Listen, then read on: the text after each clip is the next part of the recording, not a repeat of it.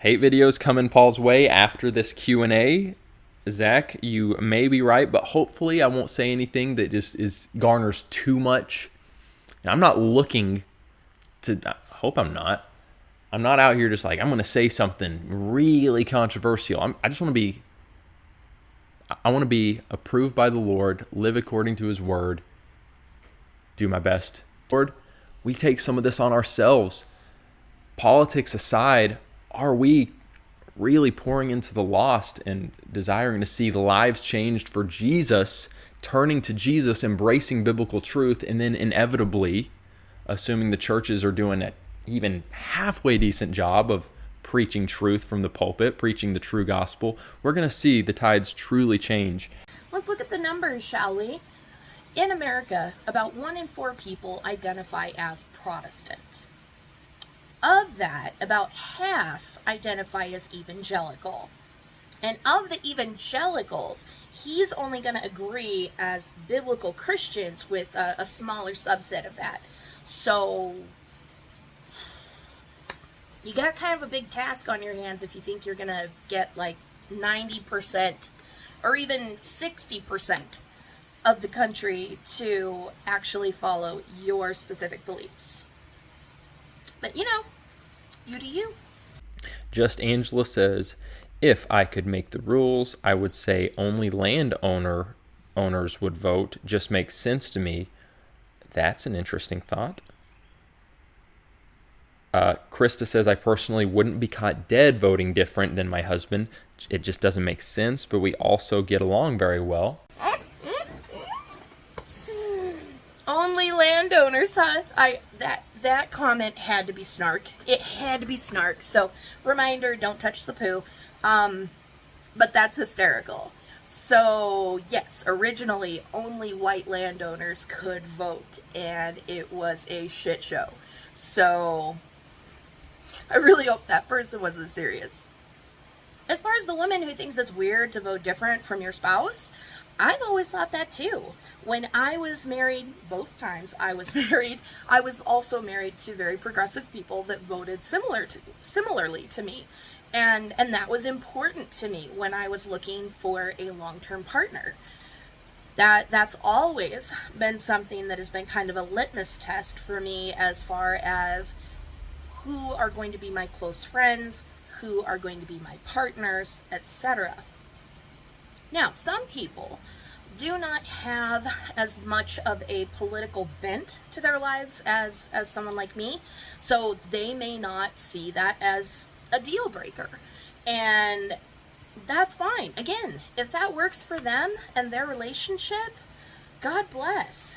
It's not how I'm going to do my relationships, but we should all be given a choice. A choice. Not all Christians are Republicans, and not all atheists are liberals. Many people see Democrats as supporting Christian ideas, especially with respect to money, caring for the poor, etc. All right, we're about to get controversial, people in the live chat. In all seriousness, though, what Greg Locke is doing here is perverting the gospel.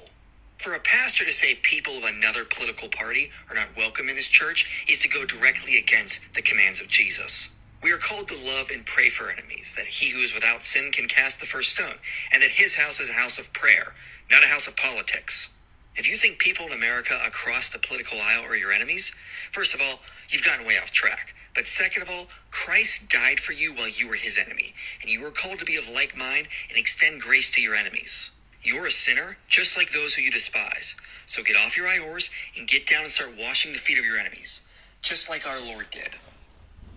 All right, again, that guy sounds very polished. I get what he's saying. I think Greg Locke was too aggressive. I mean, and that's kind of a story of Greg Locke's life. He's just super aggressive up there. But I don't know. What do you guys think? I personally, I think people are too quick. This is my quick takeaway. I think people are too quick to demonize politics in the church. And when I say that, I like actually the way Anthony put it on yesterday's Patreon Zoom call. When it comes to the topic of being pro-life, that's not politics anymore, even though it kind of is, because the way that we vote, the legislation, it affects people. It affects people, but it's not so much politics as it is morality. And I just feel like this guy and his response, pushing back on Greg Locke and so forth, it just comes across, I don't love it personally. Because I think there should be something with like, hey, if your church is a bunch of pro-choicers, there's something wrong going on there. So here he is being very confident that this is a black and white issue, and if you don't believe the same as him, you are being unbiblical, you are being ungodly, and you should change. If your church says different, they're wrong. So do we want to rewind the tape to the beginning when he was talking about how the transformed wife does that all the time and he's not really sure that's a good thing? Seriously, Maddie says, I think that now that abortion is back to states, conservatives can swing votes with more poverty alleviation / family assistance policies. Interesting. I'm trying to make sure I understand that. Conservatives can swing votes with more poverty alleviation / family assistance policy. Not totally sure what that means, Maddie. I am not one bit surprised that he has no clue what is going on here with this. And this commenter makes a really, really, really good point. People would be much more likely to be in favor of restrictions on reproductive freedom if there was a robust social safety net and other practices going on that were reducing the need for it. Here's a list of some things that would reduce the need. Invest in comprehensive sex education.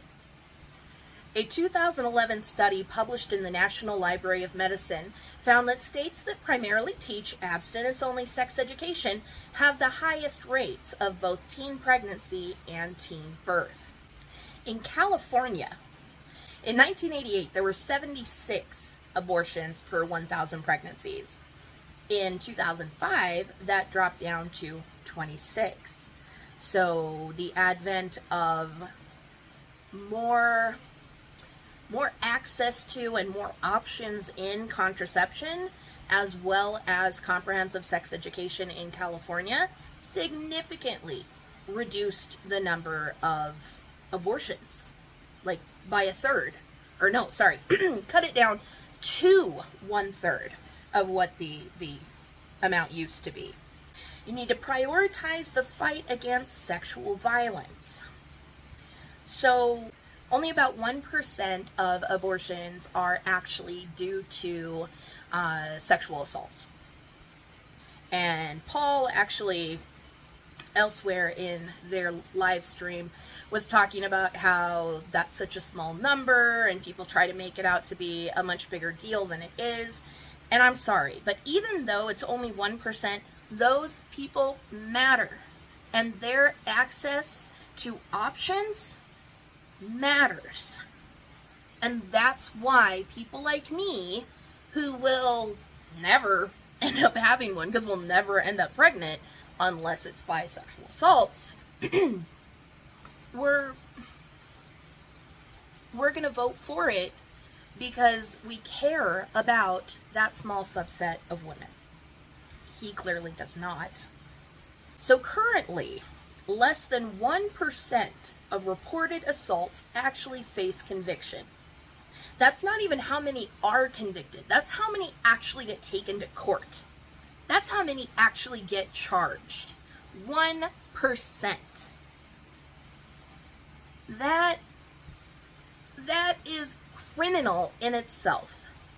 We have an extremely broken justice system when it comes to protecting women.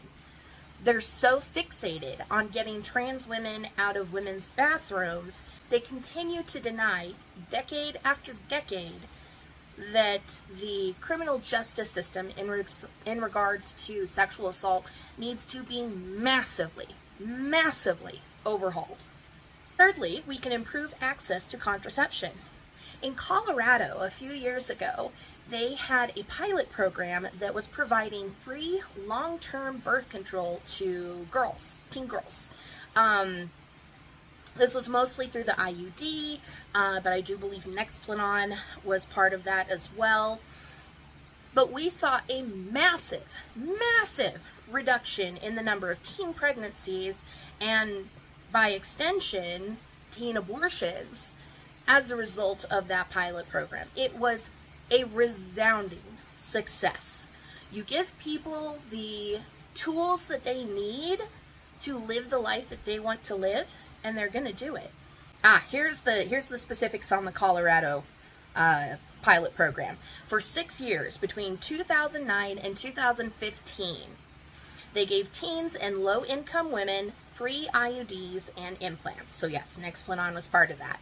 By 2013, the teen birth rate dropped 40%, and the teen abortion rate dropped 42%. We cut it in half simply by giving women the ability to control their reproduction. The fourth thing you can do is to require paid family leave.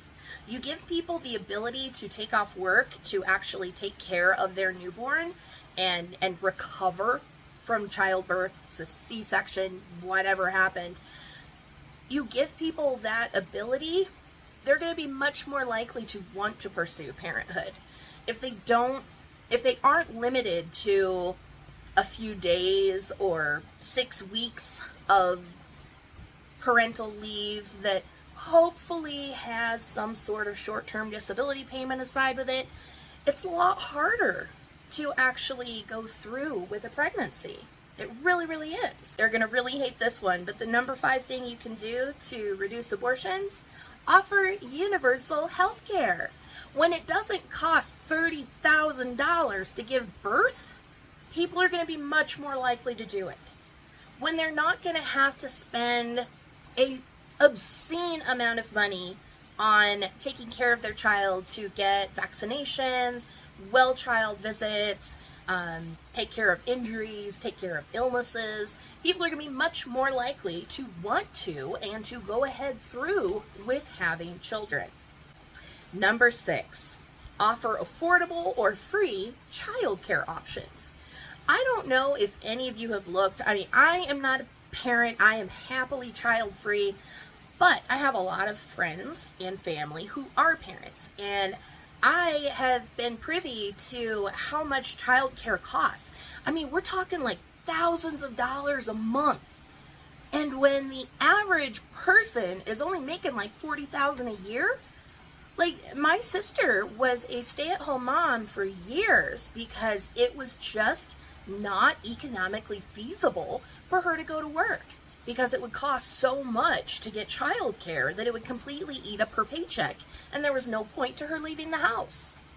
So it took a long time for them to work out a scenario where she actually could go to work, because financially, long term, they couldn't make it on one income. It's just not possible in this economy.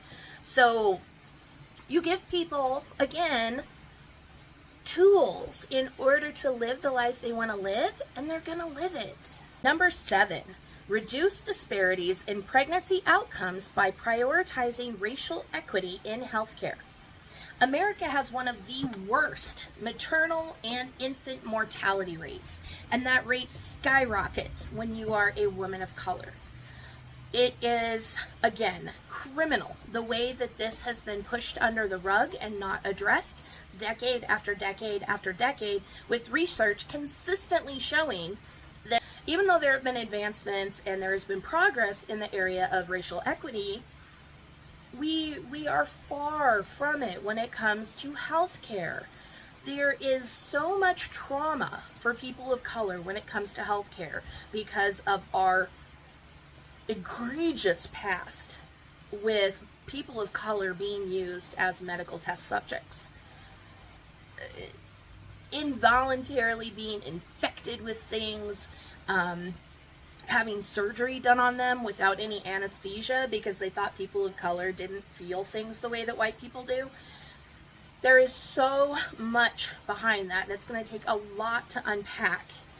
but it is incredibly important because people of color should, no one should have to risk their lives in order to have the children they want. And people of color should not be further down on the list and even more likely to lose their lives in the pursuit of having the family that they want. Number 8, provide quality prenatal and postnatal care. Again, along with universal health care, along with the paid family leave, like, these are the things that people need in order to facilitate having families, because families are expensive. I don't care what Bill Gothard says that you can go without in order to afford your quiverful. Children are expensive, and we need to acknowledge that. Number 9, and this should be especially poignant for Paul and Morgan, provide mental health support in postpartum. There are so many women that suffer, there are so many birthing people that suffer from trauma as a result of giving birth, whether that is through C-section or whether that is through vaginal birth. It is a scary, painful, emotional, traumatic experience, and we need to recognize that. We're so far behind in taking care of people's mental health overall, but women especially get pushed under the rug. They get told, oh, it's just the baby blues, that's just normal, you'll get over it. Then no, women need to be able to process these things with a professional that can help them assemble the coping tools and use the coping tools in an effective way. They need to be recognized. They need to be taken care of. Number 10, ensure access to safe and affordable housing. I don't think I need to tell anybody, but the housing market is an absolute nightmare. A couple years ago, literally 2 years ago, I paid $700 for a 1-bedroom apartment. Even earlier this year, so barely a year after I moved out of that place, 1-bedroom apartments were up to $1,200 or $1,300 a month, and it has not really dipped much. I've seen a couple pop up that were like $900 a month, and those went like hotcakes. It is a nightmare to try and get affordable housing. And when you have children, you need more bedrooms. And so the more children you have, the less likely you are to be able to make do with an apartment. And you're certainly not going to be able to make do with a 1-bedroom apartment. Data from the National Low Income Housing Coalition found that nearly half of all American workers, whose median wage is about $21 an hour, cannot afford a 1-bedroom rental. The federal government has long used a 30% of income as a threshold for affordable rent. For affluent households, this still leaves plenty of money for essential purchases, but research has found that low-income families begin to cut back on necessities when housing costs exceed 30% threshold. Now, for adults, this usually includes less ability to afford nutritious food, reduced access to health care, higher rates of debt, higher risks of homelessness, and higher rates of mental distress. All of these are factors in what would cause a birthing person to choose termination. Number 11, create more reliability and consistency in reproductive freedom laws. You should not be a second-class citizen because you happen to live in Kentucky and not Colorado or California or Vermont. You should not be a second-class citizen because you are in a lower socioeconomic class, and while you may live in Texas or Kentucky or Georgia or Alabama, you might live in one of those states and not like it there, but have absolutely zero ability to move to another state. Moving is expensive. Just moving across town is expensive. Moving to another city is more expensive. Moving to another state is astronomical unless you literally sell everything you have, just drive your butt in your car and slowly acquire all of your possessions again in the new state. It is not a situation where we all have a right to choose what state we live in. And so, regardless of what state we are effectively stuck in, we should have the right to choose other things about our lives. Panda, thoughts on the A word after RAPE? This has come up here after the election results in Michigan. You guys are Michigan, Minnesota, Michigan. I would say Roman Panda. I like the way Lila Rose addresses that. I think she words it very well, that a evil act does not justify another evil act. As painful as, that can be, an evil person, a person that's committing something so foul and awful towards someone that's innocent, should not constitute taking the life of someone else who's innocent, the preborn baby growing inside of you. I know it's easier said. I don't have experience with this. This is coming from kind of I don't have experience with it, but that's just my thoughts.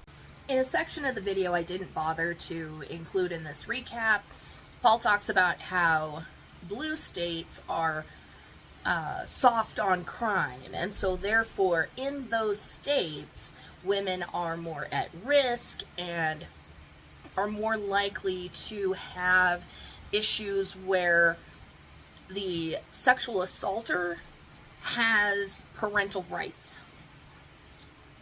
In some cases,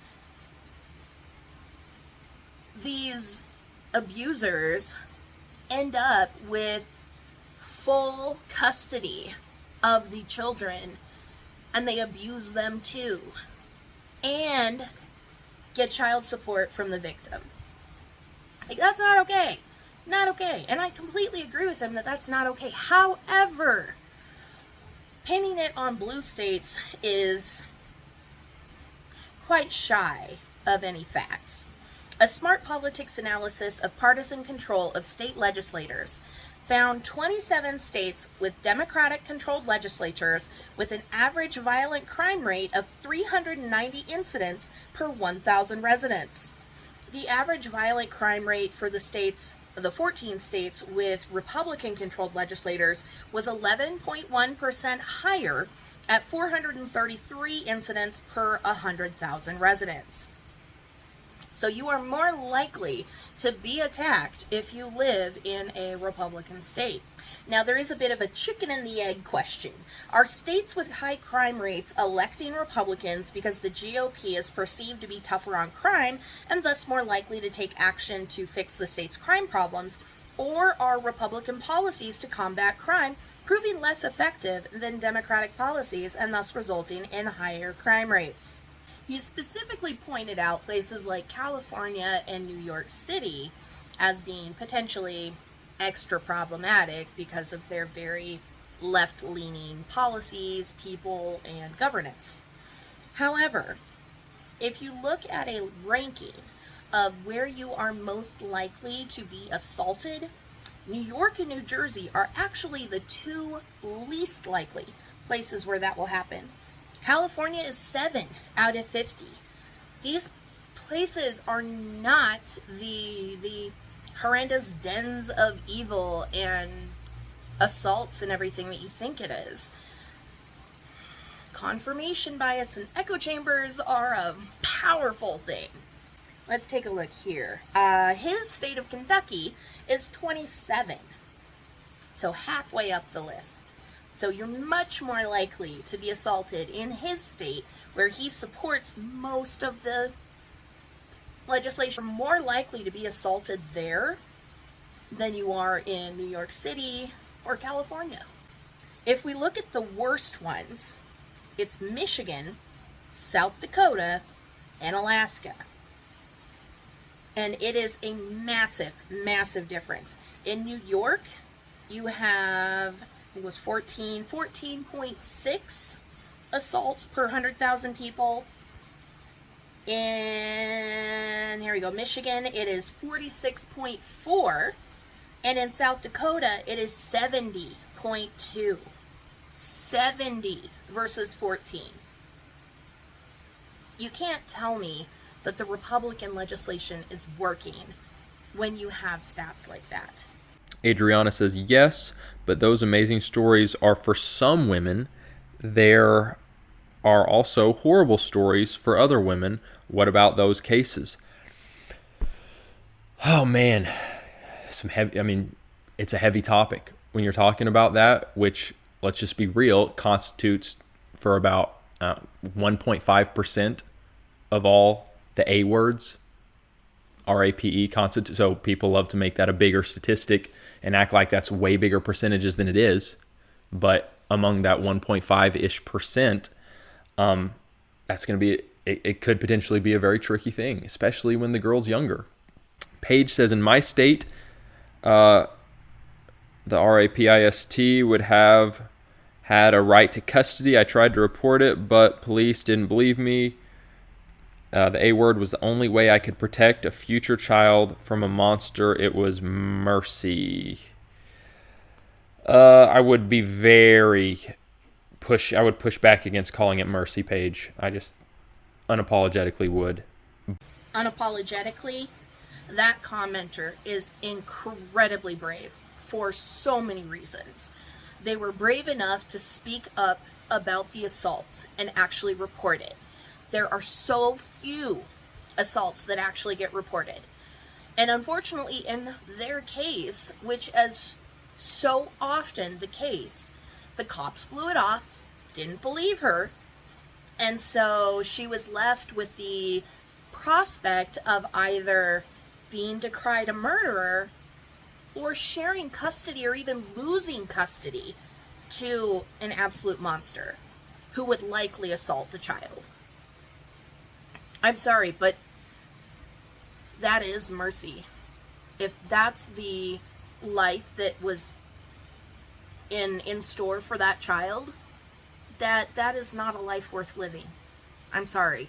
I have some very, I'm not sure if it's progressive, because I don't even know if a lot of progressives agree with me on this, but like, I am very for recognizing quality of life and making quality of life decisions when it comes to healthcare. I know in my case, for my medical directives, I have limits on, if I am in a coma, or if I am on a ventilator, if I require nutrition and water in order to keep myself going. Like, I have limits on those things because there is a certain amount of quality of life that is going to be lost by being on a ventilator for months and months, or by being kept alive by artificial nutrition and water. And that is not a life that I want. And unfortunately, I do not live in a state that offers me the right to die. I do at least have the right to limit the amount of care that I am going to get, and based on what the quality of life would potentially be after those medical interventions. I really think that birthing people have a right to consider that quality of life, not just for the future child, but for themselves. That is imperative, that we all have the ability to that pursuit of life, liberty, and happiness.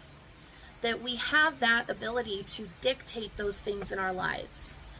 And while people like Paul and Morgan and people like me are going to fundamentally disagree on when life begins and when you have to start considering someone else's rights ahead of your own, one does, even people that are pro-life, may give pause to what they're going to do with an unplanned pregnancy. I mean, You can't expect people to not make quality of life decisions. Whether that be where they live, the type of school that they go to, the type of workplace that they are in. You know, we constantly are making quality of life decisions, and you should be able to do that in the face of an unplanned pregnancy as well. Unapologetically, Paul.